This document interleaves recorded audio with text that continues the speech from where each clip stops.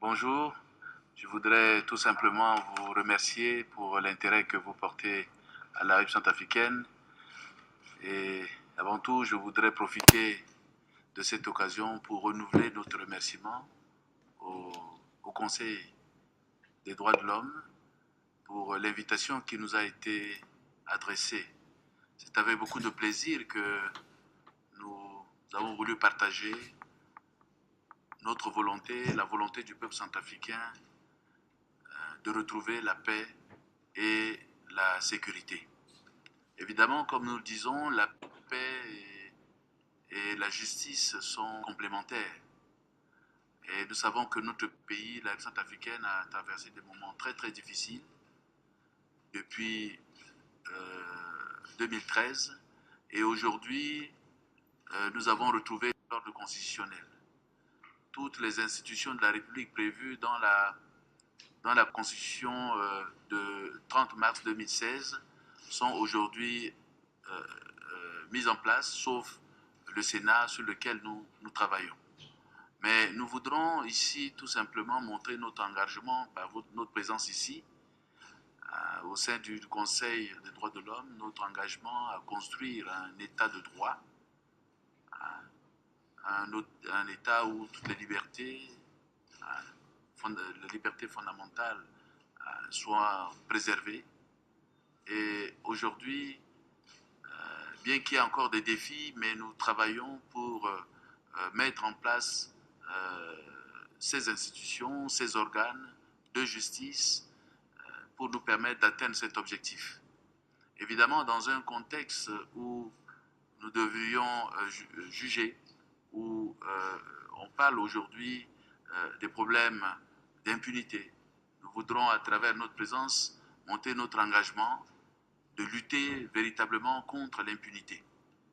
Et ça, ce n'est pas seulement nous, mais le peuple centrafricain, qui, à travers le forum de Bangui, bien avant les élections, dans ses résolutions, avait marqué, indiqué que le peuple centrafricain souhaite que la justice soit rendue, les victimes demandent réparation et nous aussi, dans ce cadre-là, nous pensons qu'il est utile de rendre donc fonctionner cette volonté du peuple centrafricain. Et nous avons prononcé une déclaration devant les membres du Conseil ce matin et vous avez eu la teneur de cette déclaration.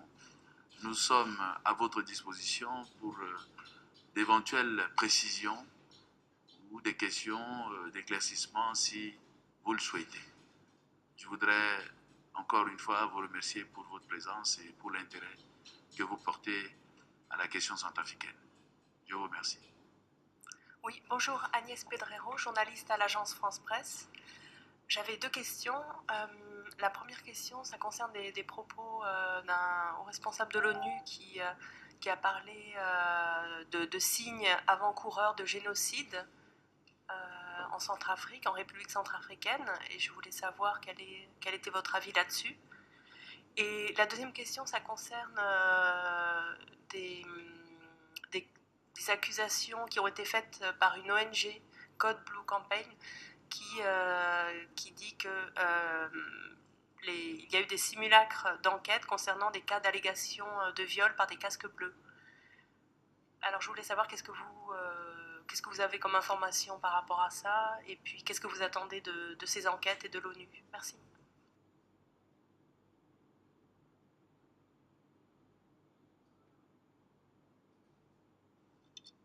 Oui. Ce dont vous parlez pour le premier point, c'était, je crois, M. O'Brien qui, lors d'une visite à Bangui, s'était rendu à Bangassou, visiter donc cette ville où il y avait effectivement des violences, surtout intercommunautaires. Et je pourrais tout simplement dire qu'à Bangassou, c'est une particularité et génocide pour nous, c'est peut-être un mot très fort. il y a des violences qui, pour nous, les communautés de Bangassou, de deux parts qui s'affrontaient, sont pratiquement des mêmes familles. Et aussi, il n'y a pas, selon ce que nous savons sur cette question, il n'y a pas une programmation. Et la situation globale sur la République centrafricaine varie suivant les villes et les régions. Donc, parler à cette étape de génocide, nous pensons que c'était suffisamment, c'était trop avancé. Je crois qu'il y a des problèmes sécuritaires qui, pour la plupart, sont à l'état actuel des choses, à la recherche de prédation.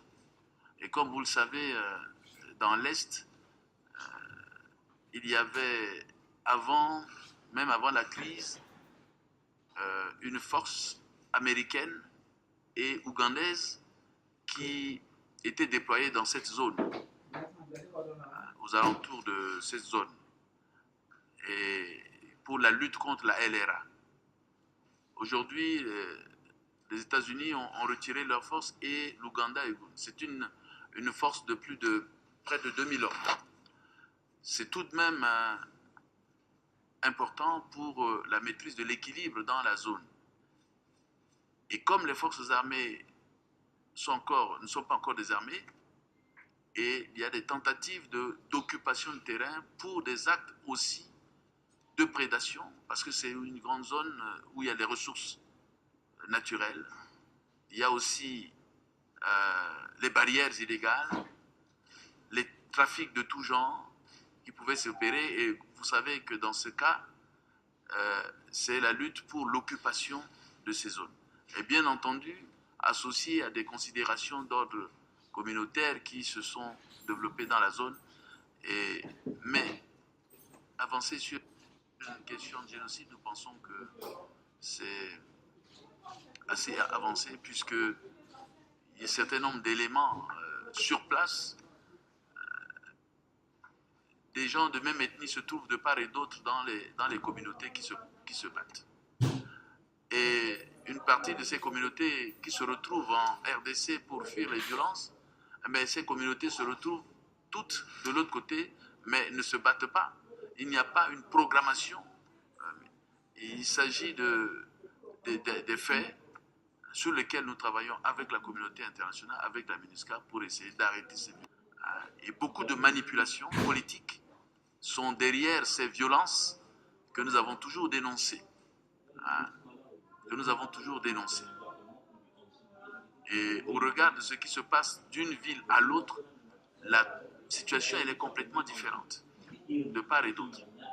Et aujourd'hui, on a tendance à, comment dirais-je, à dire que c'est une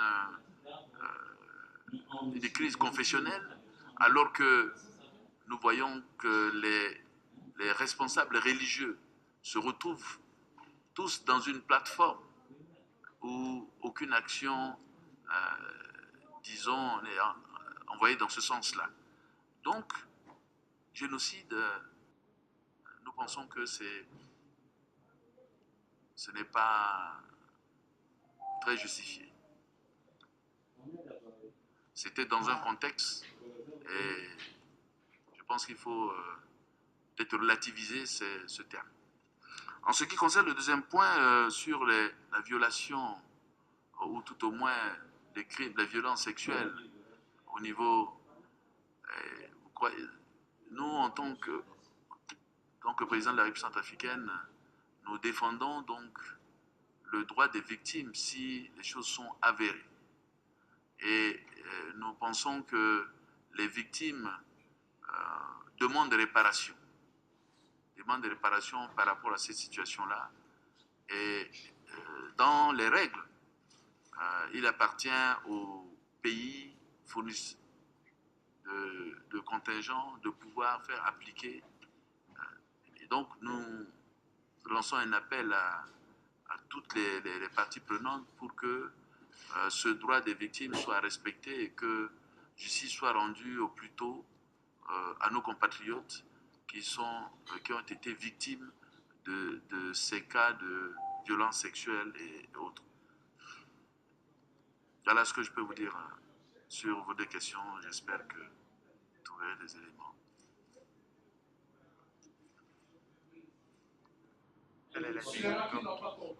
Je suis journaliste sénégalais.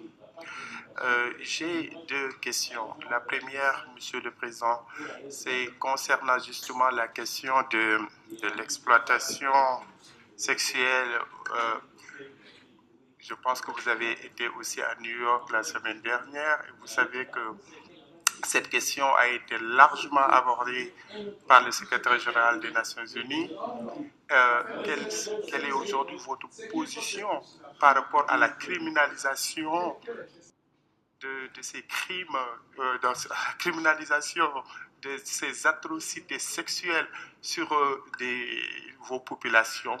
Est-ce que vous pensez que la tolérance zéro a son lieu d'être et comment vous, personnellement, vous comptez protéger votre population? La deuxième question, je vous ai entendu quand vous étiez à l'Élysée avec le président Macron. Vous avez dit que la France, sa présence chez vous était importante pour aider au rétablissement de la paix. Vous avez aussi dit tout à l'heure qu'il y a une manipulation ethnique. Et nous qui suivons cette situation, effectivement, pensons la même chose. Mais concrètement, Monsieur le Président de la République, comment un chef d'État africain peut laisser ces populations s'entretuer? Est-ce que vous vous dites que vous n'avez aucune responsabilité par rapport à cela?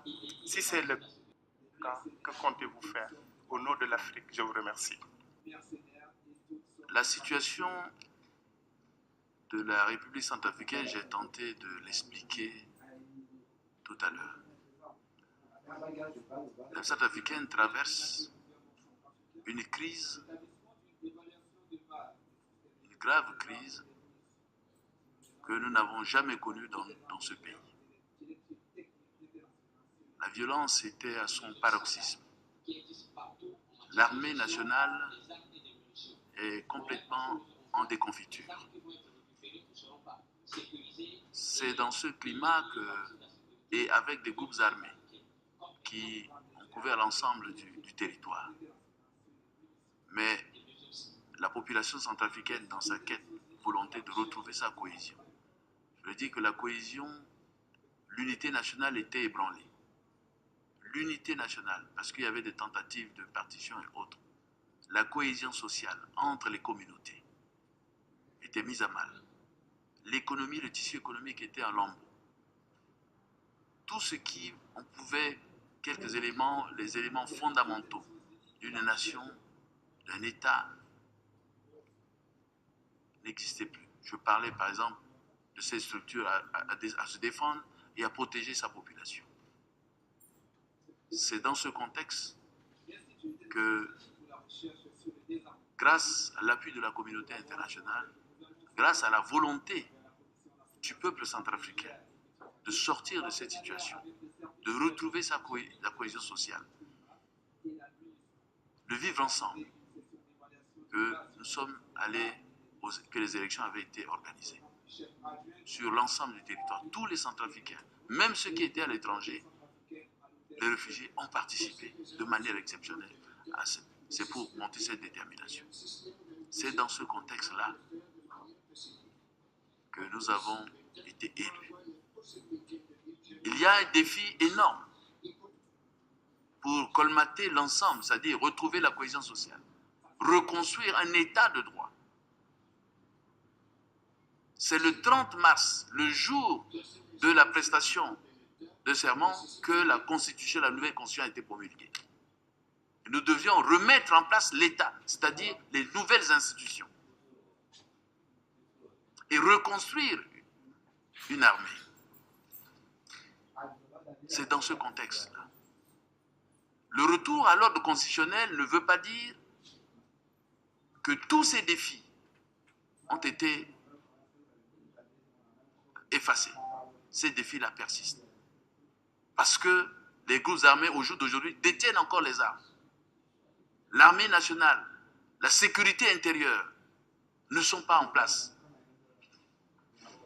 Grâce à l'intervention de la communauté internationale, de certains pays amis, notamment la France avec la force Sangaris, et les Nations Unies avec la mission MINUSCA,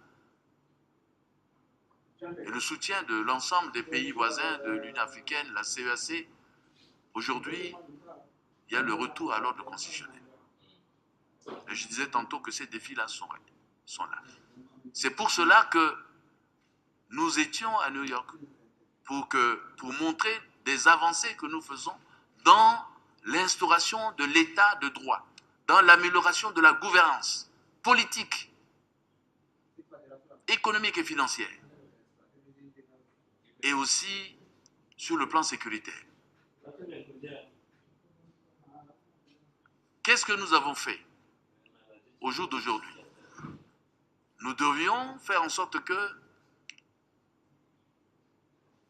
les Centrafricains se réconcilient avec eux-mêmes, qu'on retire les armes. Nous avons mis en place un processus de désarmement, démobilisation, réintégration et rapatriement des ex-combattants. Et ce processus se déroule bien.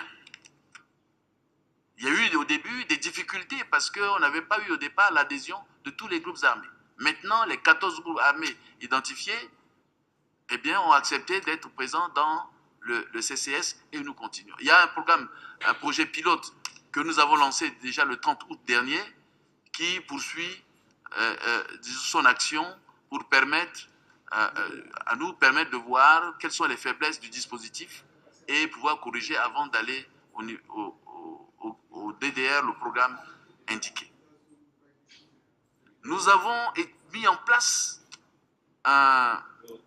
défini une stratégie partagée avec un processus participatif de tout le peuple centrafricain pour établir les priorités dans les 3 prochaines années. Et ces priorités identifiées se trouvent dans notre plan de relèvement et de consolidation de la paix. Mais comme vous savez, j'ai dit que le tissu économique était en lambeaux, l'État n'a pas les moyens même pour prélever les impôts.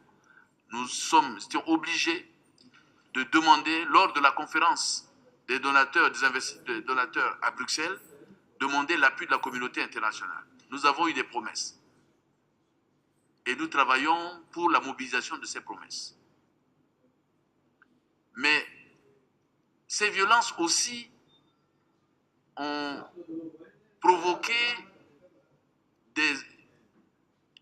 font renaître des priorités humanitaires sur lesquelles, parce que nos populations ont fui leur domicile et se retrouvent dans certains nombres de sites pour se protéger. D'autres sont à l'extérieur. Nous faisons face à ces défis humanitaires. Et nos ressources sont limitées pour intervenir dans ce cadre-là. Je reviens donc à votre question. Nous n'avons pas encore désarmé. La République centrafricaine est un pays où il y a beaucoup de ressources. Et les groupes armés qui ont encore les armes, aujourd'hui, font de la prédation, occupent les zones minières pour leur exploitation illicite, provoquant ainsi entre eux des conflits, des combats, dont malheureusement la population civile se trouve être les victimes et subissent les effets collatéraux de ces conflits entre les groupes armés. Pas de forces de défense et de sécurité, des groupes armés ayant encore les armes, avec beaucoup de prédation, des capacités de réaction, puisque seule la MINUSCA est sur le terrain et on voit que sa capacité est aussi amoindrie, parce qu'il y a eu des départs de certains nombres de contingents.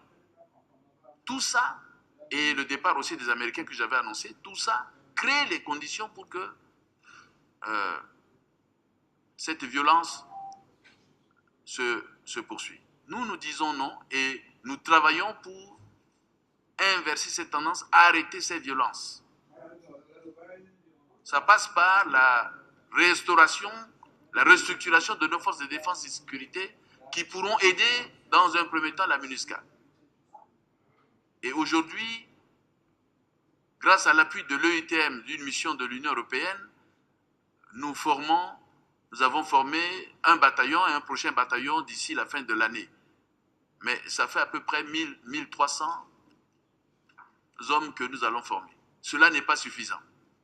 Donc il faut augmenter la capacité de formation de nos forces de défense et les équiper. Parce que nous sommes sous embargo depuis cette crise-là. Il y a un embargo suivant la résolution des Nations Unies pour les armes en Centrafrique. Mais comme vous le savez, cet embargo, nous avons notre volonté d'établir un état de droit. Et nous devons respecter les règles, le droit international. Mais les groupes armés, eh bien, eux ne respectent pas cela. Donc peuvent s'alimenter à travers les trafics illicites. Et ça nous pose problème. C'est pour cela que nous demandons la levée partielle de cet embargo. Nous travaillons pour que les forces qui sont formées puissent être équipées, nous permettant d'être à côté de la MINUSCA pour protéger la population. Et nous avons demandé tout dernièrement, à la 72e session des Nations Unies qui vient de se tenir, qu'on puisse renforcer la capacité de la MINUSCA pour la période, pour maintenant, parce qu'il nous faut, c'est la MINUSCA qui est sur le terrain en ce moment, il faut renforcer sa capacité, lui permettre justement de protéger globalement nos populations, puisque le pays est grand. Et qu'au jour d'aujourd'hui, il y a des contingents qui sont partis, qui diminuent donc l'effectif de la MINUSCA sur le terrain. Alors, votre question, c'est un défi. Et c'est un défi qui n'est pas actuel. Et aujourd'hui, nous travaillons pour lever ce défi. Alors, nous avons besoin de soutien de la communauté internationale. Et vous avez parlé de notre rencontre avec le président Macron. Évidemment, la France fait partie des pays amis qui, dès le début de cette crise, est venu donc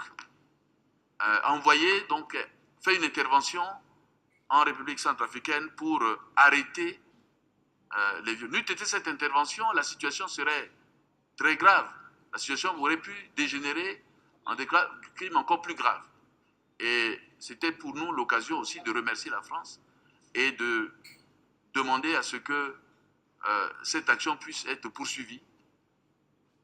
Et au regard des défis, tous les pays amis que nous rencontrons, leur demandons de nous appuyer pour la restructuration de nos forces de défense et sécurité, l'appui à la MINUSCA pour justement maîtriser ces violences qui sont communautaires.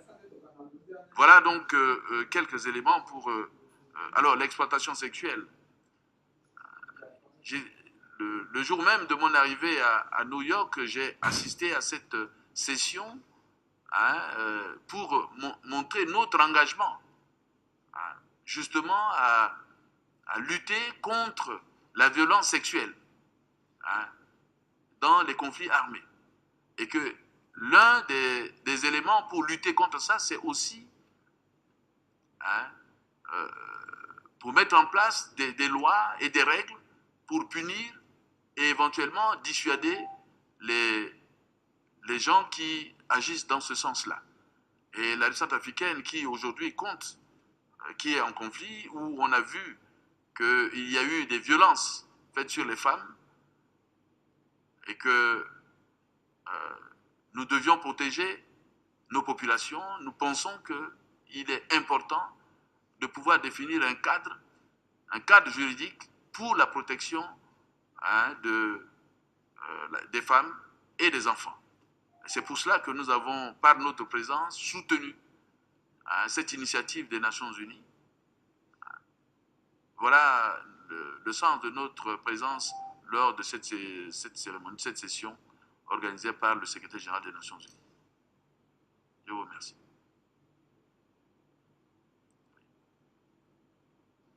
Bonjour, Tom Miles, l'agence presse Reuters.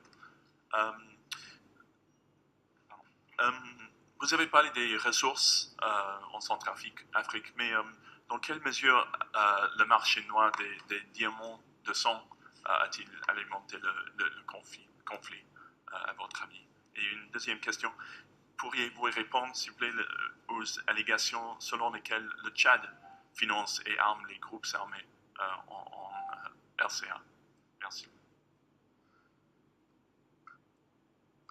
Je prends la dernière question. Le Tchad est un pays ami, un pays frère, voisin. Et nous entretenons des relations, vraiment des relations, bonnes relations. Et nous avons envie de poursuivre cette relation parce qu'au jour d'aujourd'hui, avec le gouvernement tchadien, nous sommes en train de mettre en place, de faire renaître ou revivre la commission mixte qui traite de toutes les questions inhérentes donc à notre relation avec le Tchad. Et bientôt, donc, cette commission va se tenir, où nous allons parler de problèmes de voisinage, des problèmes de transhumance entre nos deux pays, des problèmes de circulation. Et nous appartenons à plusieurs communautés, notamment la communauté CEMAC, la CEAC et l'Union africaine, où nous sommes dans plusieurs organisations. Alors notre volonté est manifeste de continuer à entretenir des relations de bon voisinage avec tous nos pays voisins. Et je pense que la sécurité, ou tout au moins le conflit, la paix en Centrafrique aussi, est aussi le gage de paix au Tchad. Et nous pensons réciproquement et que nous travaillons avec le gouvernement tchadien dans ce sens-là. Et par le passé, le Tchad aussi est intervenu pour la résolution de ces conflits. En tout cas, avec tous nos pays voisins, la République centrafricaine entend entretenir des relations de bon voisinage. Et particulièrement avec le Tchad, nous allons mettre en place une commission mixte pour régler tous les problèmes de voisinage que nous avons, outre les problèmes de frontières, parce que nous avons beaucoup une frontière assez grande. Et nous sommes aussi, il y a une force tripartite qui existe également, qui est fonctionnelle. Nous allons travailler pour le renforcement de cette force tripartite. Et je pense que ces questions-là seront débattues dans le cadre de la commission mixte. Et vous avez parlé de diamants. Vous savez que nous sommes, une partie du pays est sous l'embargo dans le cadre du processus de Kimberley. Et donc, l'autre partie, c'est-à-dire l'Ouest, est actuellement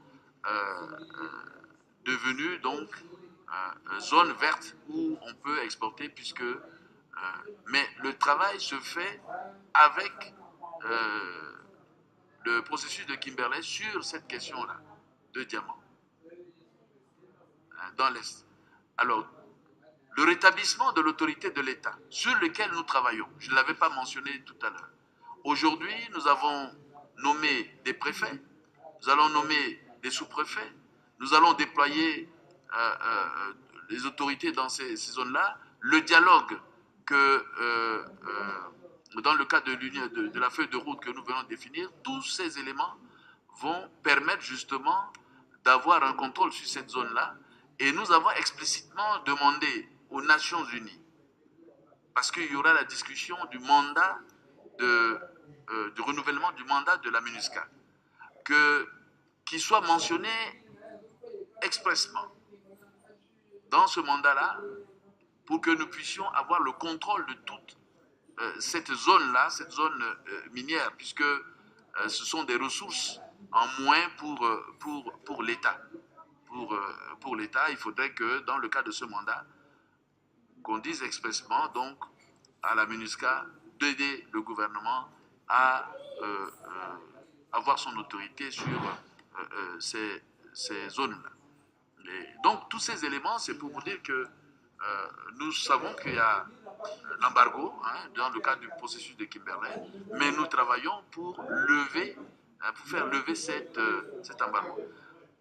On pourrait aussi se poser la question, est-ce que vraiment c'est le gouvernement qui est tout à fait pénalisé dans le cadre de cet embargo, alors que les groupes rebelles, évidemment, qui ne respectent pas le droit, eh bien, utilisent ça pour... ne sont pas pénalisés, pratiquement pas, dans le cadre de cet embargo. Donc nous pensons que c'est une perte pour le gouvernement centrafricain, hein, qui est aujourd'hui victime de ça, puisque ne peut pas prélever les impôts qui pourraient l'aider dans le cadre de son programme de relèvement. Et cela plutôt encourage les fraudes, hein, puisque avec cet embargo, il n'y a pas de vente officielle, il n'y a pas de passage officiel. Donc c'est la fraude qui est encouragée, hein, et que ça alimente plutôt le marché noir. Et nous pensons qu'un travail rapide, hein, dans ce sens-là pourrait aider vraiment à réduire les fraudes, à permettre au gouvernement d'avoir, disons, un regard là-dessus et aussi avoir les impôts et taxes qui pourront l'aider dans le cadre du programme que nous venons d'indiquer. Oui. Pardon, j'ai une autre question parce que je voulais aussi suivre une question de ma collègue, je crois, de l'AFP. Sur la zone, le sud-est, vous avez dit que maintenant, après le départ des Ougandais, les Américains, il y a un peu un vide de sécurité, peut-être. Mais qui va contrôler cette zone, ou c'est à qui assurer la sécurité? C'est à vous ou MINUSCA ou les nouveaux bataillons? J'ai pas tout à fait compris. Merci. D'une manière générale, c'est la responsabilité de l'État de s'occuper de la protection de sa population. C'est-à-dire l'État, le gouvernement, le président de la République. En répondant à votre collègue de tout à l'heure, j'ai dit que ce conflit, le retour à l'ordre constitutionnel ne veut pas dire la fin des défis ou la fin des questions sécuritaires. Bien au contraire, c'est un des éléments pour permettre de répondre, justement, retrouver la quiétude, la paix. Aujourd'hui, les groupes armés ont encore les armes. Mais nous avons les Nations Unies, comme aujourd'hui, qui nous aident, qui nous appuient dans notre mission première, celle de la protection de nos populations. Mais comme nous sommes en capacité limitée, la MINUSCA nous appuie dans le cadre de son mandat. Concernant ce secteur-là, au départ, puisqu'il y avait les Ougandais qui étaient là et les Américains, cela n'est pas rentré dans le mandat de la MINUSCA. Maintenant, nous demandons, puisque les Ougandais sont partis et les Américains, nous demandons au Conseil de sécurité d'élargir le mandat de la MINUSCA. Mais, et aussi, lors de renouvellement du mandat, d'indiquer que la MINUSCA doit travailler, puisque nous avons aussi des contingents qui sont formés, pourra pouvoir travailler avec les forces de défense et de sécurité pour les aider dans le cadre de cette mission, en attendant que nos forces de défense atteignent leur pleine puissance. Donc, c'est de manière concertée, la communauté internationale et nous, puisque l'une des avancées que nous n'avons pas mentionnées, c'est que de concert avec la communauté internationale, nous avons défini un plan de redéploiement concerté des forces qui sont formées avec la MINUSCA. Donc il y a un plan concerté de travail. Je pense que ça pourrait répondre à votre question. Donc ce truc-là n'était pas dans le mandat au départ, mais aujourd'hui le terrain est vide, hein, la nature a horreur du vide et les groupes armés tentent d'occuper ce terrain qui est rendu libre et se battent, hein, pour l'occupation de ce terrain, et ça fait les violences que vous avez mentionnées.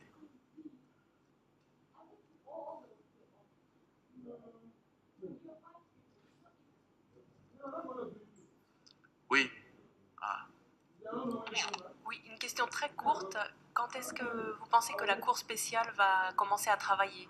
Bientôt, très bientôt. Nous nous engageons pour que la Cour pénale spéciale soit opérationnelle. Je l'ai mentionné, il y a déjà le procureur spécial qui a été nommé, des magistrats nationaux et internationaux ont été désignés, il y a des auxiliaires de justice qui sont en formation 20 aujourd'hui, leur recrutement est en cours.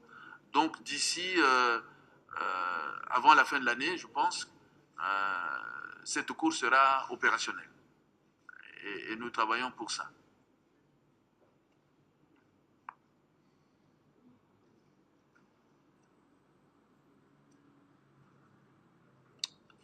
Bien, s'il n'y a pas d'autres questions, je pense que le protocole m'a envoyé un petit... pour dire qu'il y a encore d'autres audiences, oui. Président Une dernière. Oui, c'est une question beaucoup plus simple. Est-ce que vous avez eu parce qu'il y a des questions qui sont compliquées. D'accord. Alors, merci en tout cas de m'avoir redonné la parole. Est-ce que vous avez eu le temps de rencontrer des fonctionnaires des Nations Unies qui sont originaires de votre pays? Parce que je constate beaucoup qu'il y a peu de fonctionnaires africains aujourd'hui, jeunes. Le reste, ils sont tous à la retraite. Est-ce qu'au niveau des chefs d'État, vous êtes en train de travailler en cela?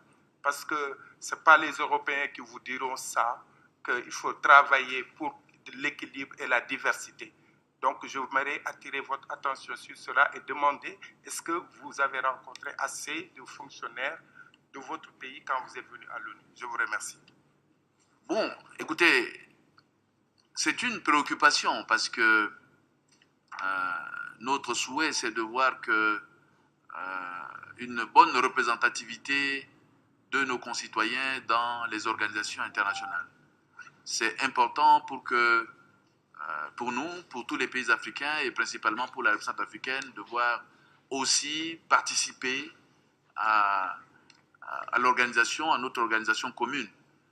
Et c'est dommage que nous ne soyons pas représentés à ce niveau-là et que à l'occasion nous pourrons l'exprimer clairement.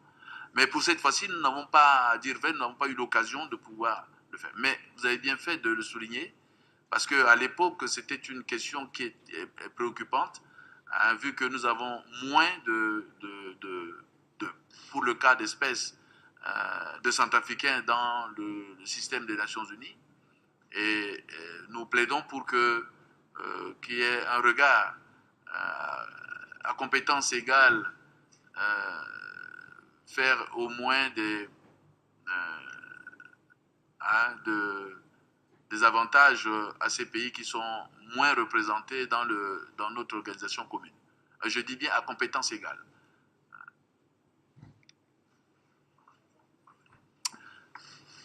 En tout cas, il ne me reste plus qu'à vous remercier. Merci pour vos questions, merci pour l'intérêt que vous portez à la République centrafricaine. Je vous remercie.